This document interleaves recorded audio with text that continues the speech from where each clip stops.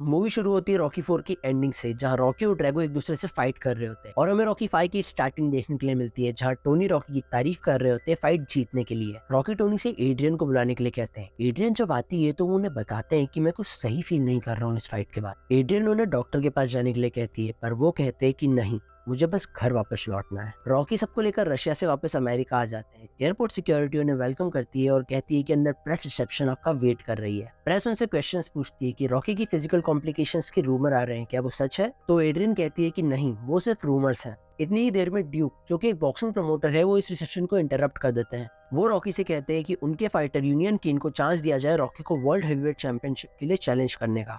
एडियन उन्हें मना करती है और कहती है मेरे हस्बैंड अब रिटायर हो चुके हैं और उन्हें किसी को कुछ प्रूव करने की जरूरत नहीं है। प्रेस रॉकी को इस सिचुएशन पर रिस्पॉन्ड करने का प्रेशर डालती है, पर रॉकी इस सिचुएशन को इग्नोर करते हुए वहां से चले जाते हैं। रॉकी उनके घर आके बहुत खुश होते हैं। रॉकी और उनके बेटे रॉबर्ट को एक दूसरे से बहुत क्लोज दिखाया जाता है। रॉकी रॉबर्ट को उनके रूम में सुलाकर बाहर आते हैं और एडियन और पॉली एक दूसरे से लड़ाई कर रहे हो कि कैसे पॉली की गलती की वजह से उनके अकाउंटेंट ने उनके साथ स्कैम कर दिया है और उनका सारा पैसा डूब चुका है। वो उनके लॉयर के पास जाते हैं जो उन्हें समझाते हैं कि ये कैसे हुआ। अब रॉकी के पास सिर्फ एक जिम्नेजियम बचा होता है जो उनके ट्रेनर मिकी ने उनके बेटे रॉबर्ट के नाम करा था। रॉकी डिसीजन लेते हैं कि वो थोड़ी और फाइट्स करके जल्दी से सिचुएशन से बाहर आ जाएंगे, पर रॉकी की हेल्थ की चिंता करते हुए एडियन उन्हें मना करती है और उन्हें डॉक्टर के पास जाने के लिए मना लेती है। जब वो डॉक्टर के पास जाते हैं तो वो उन्हें बताते हैं कि रॉकी को ब्रेन डैमेज हो गया है और अगर रॉकी ने फाइट करी तो उनकी डेथ भी हो सकती है। रॉकी इस न्यूज को सुन के बहुत उदास हो जाते हैं और उन्हें मानना पड़ता है कि उन्हें अब फाइट नहीं करना चाहिए और रॉकी अपना घर और सारा सामान बेच देते हैं। रात में वो वॉक करते करते मिक्की के जिम्नेजियम पहुंच जाते हैं। उन्हें वो टाइम याद आता है जब वो मिक्की के साथ ट्रेन किया करते थे। मिक्की ने रॉकी को एक लॉकेट गिफ्ट करा था जो उनके लिए दुनिया में सबसे कीमती चीज थी। मिक्की उनसे कहते हैं अगर तुम यहाँ नहीं होते तो आज शायद मैं जिंदा भी नहीं होता। आज तुम यहाँ हो और इतना अच्छा परफॉर्म कर रहे हो, ये चीज मुझे मोटिवेशन देती है जिंदा रहने की। अगले दिन रॉकी अपने पुराने घर वापस आ जाता है और आसपास के लोग उनके आने से खुश हो जाते हैं।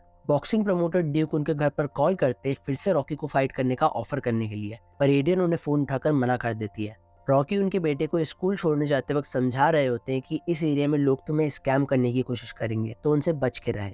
रॉकी जब स्कूल से लौट रहे होते हैं तो उन्हें टॉमी नाम का लड़का रोक लेता है, पर वो कुछ बात करे उसके पहले ड्यूक उन्हें इंटरप्ट कर देता है और वो रॉकी को प्रेशराइज करने लग जाते हैं फाइट करने के लिए, पर एड्रियन वहां आकर उन्हें वापस मना कर देती है और रॉकी से दूर रहने के लिए कहती है। रॉबर्ट स्कूल से बाहर जाते हैं तो उन्हें दो लड़के बुली करके उनका कोट छीन लेते हैं।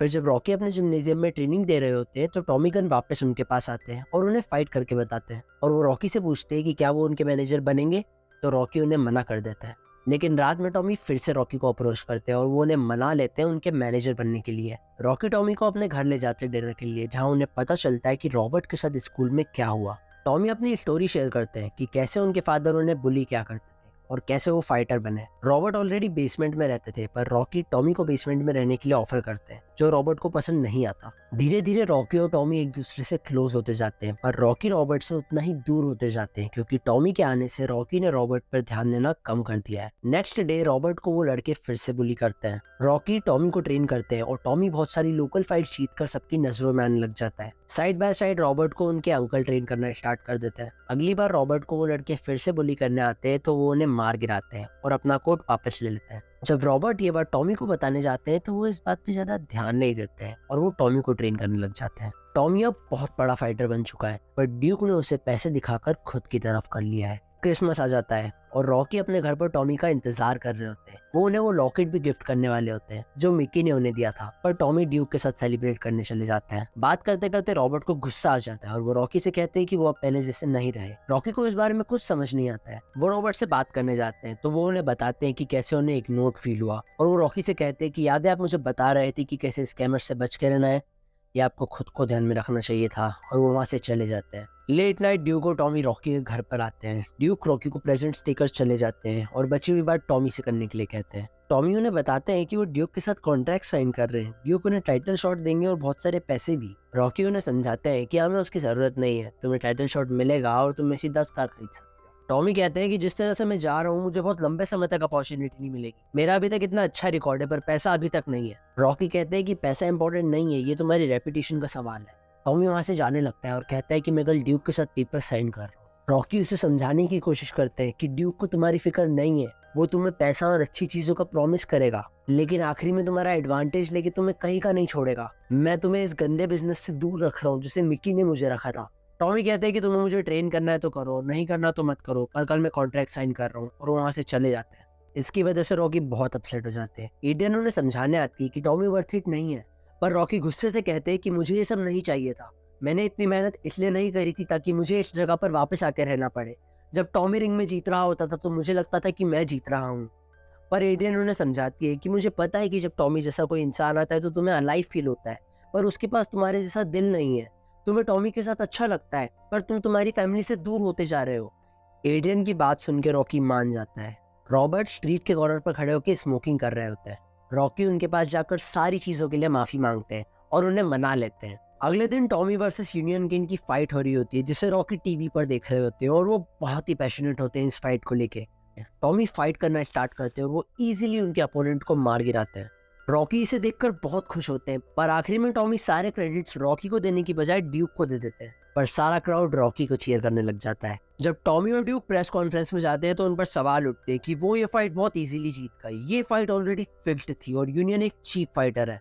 थोड़ी सफाई देते हुए ड्यूक और टॉमी वहां से चले जाते हैं। टॉमी ये सुन के बहुत गुस्सा हो जाता है। ड्यूक उन्हें कहते हैं कि अगर तुम्हें ये एलिगेशन से बचना है तो तुम रॉकी को चैलेंज कर दो और उसे किसी भी तरह तुमसे फाइट करने के लिए राजी कर लो, चाहे तुम्हें किसी भी हद तक जाना पड़े। टॉमी इमीडिएटली रॉकी के पास आ जाते हैं उन्हें फाइट के लिए चैलेंज करने के लिए। रॉकी उन्हें मना कर देते हैं और वो वापस बार के अंदर चले जाते हैं। टॉमी बार के अंदर आ जाते हैं और उन्हें फाइट करने के लिए उकसाते हैं। रॉकी उन्हें फिर से मना कर देते हैं, पर वहां पर मामला गर्म हो जाता है और टॉमी पॉली को पंच कर देते हैं। इसे देखकर रॉकी गुस्सा हो जाते हैं और वो टॉमी को बाहर बुला लेते हैं फाइट करने के लिए। रॉकी टॉमी को पंचेस मार के इजीली गिरा देते हैं। वो वहां से जाने लगते हैं, पर टॉमी उन पे पीछे से वार करते हैं और वो उन पर हावी होने लगते हैं। रॉकी को धीरे धीरे उनकी पुरानी फाइट्स के फ्लैशबैक याद आने लगते हैं और वो टॉमी को एक और राउंड के लिए बुलाते हैं। वो टॉमी को फिर से ओवरपावर करने लग जाते हैं और वो उसे वापस मार गिराते हैं। टॉमी बुज़दिलों की तरह रॉकी पर फिर से पीछे से वार करते हैं, पर इस बार रॉकी टॉमी को बहुत बुरी तरह मार के उन्हें नॉकआउट कर देते हैं। सब लोग रॉकी को चीयर करने लग जाते हैं। रॉकी अब ड्यूक के पास जाते हैं। ड्यूक उनसे कहते हैं कि अगर तुमने मुझे कुछ करा तो मैं तुम पर केस कर दूंगा, पर रॉकी उन्हें भी पंच मारकर उन्हें नॉकआउट कर देते हैं। रॉकी अब उनके बेटे के साथ घूमने आए हैं और अब एज बढ़ने की वजह से उनका स्टेमिना कम होते जा रहा है। वो और रॉबर्ट वापस से एक दूसरे से क्लोज हो चुके हैं और दोनों बहुत खुश हैं। इसी के साथ इस मूवी का दी एंड हो जाता है। अगर आपने इस मूवी के दूसरे पार्ट्स नहीं देखे तो उनका लिंक डिस्क्रिप्शन में है, आप उन्हें भी चेकआउट कर सकते हैं। अगर आपको ये वीडियो अच्छा लगा तो प्लीज़ इस वीडियो को लाइक करें और इस चैनल को सब्सक्राइब करें। Thank you for watching.